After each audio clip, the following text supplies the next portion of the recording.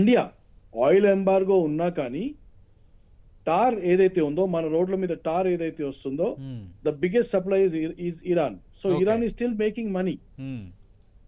So there for US to maintain their dollar influence, removing Iran from the equation is important.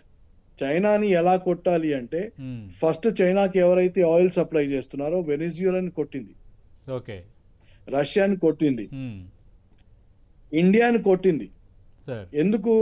ఒకవేళ US చైనాతో యుద్ధానికి వెళ్ళాలి అంటే చైనాని isolate చేయడం important.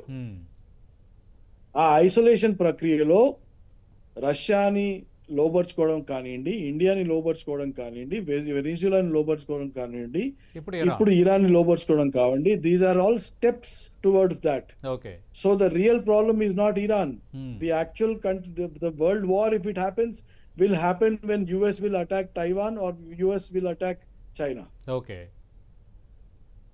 So this is a much bigger game that is unraveling. ఇప్పుడు ఇంకా పొరలుగా ఈ యుద్ధ నీతి వాళ్ళది బయటపడుతోంది ఇంకా అంతే.